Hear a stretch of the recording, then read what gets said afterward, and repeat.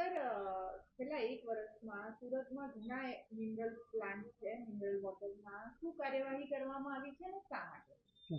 ગયા ઉનાળાની અંદર ડેપ્યુટી કમિશનર સાહેબની સૂચનાથી અમે પાણીના સેમ્પલ લેવાની કાર્યવાહી કરવામાં આવી હતી અને એ દરમિયાન કુલ 14 નમૂના લેવામાં આવેલા હતા.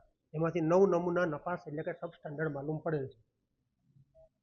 કયા માપદંડ હેઠળ એ ફેલ થયા છે અને કયા હોવું જોઈએ? કેલ્શિયમની માત્રા ઓછી હોવાથી એ ફેલ થયા છે અને એમની સામે એડજ્યુડિકેશનમાં ફરિયાદ દાખલ કરવાની કાર્યવાહી ચાલુ છે. સર, કયા કયા છે અને એનાથી શું પ્રોબ્લેમ થઈ શકે લોકોને? કેલ્શિયમની માત્રા ઓછી હોવાથી હાડકાના પ્રોબ્લેમ થઈ શકે, લૂઝ મોશન થઈ શકે, આ શક્યતા રહેલી છે. કયા કયા છે?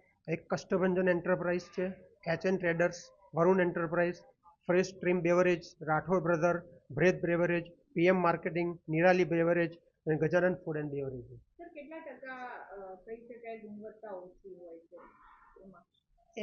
એની અંદર કેવું હોય છે કે ભાઈ 10% સુધીની હોવું જોઈએ, તેનાથી ઓછું માલુમ પડે છે.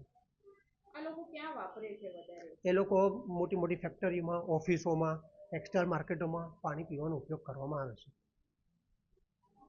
સર, શું જોગવાઈ છે, કાર્યવાહી શું થાય છે? એડ્યુડિકેશનમાં ફરિયાદ દાખલ કરવામાં આવે છે. દંડની કાર્યવાહી? ફરિયાદ દાખલ થયા પછી દંડની કાર્યવાહી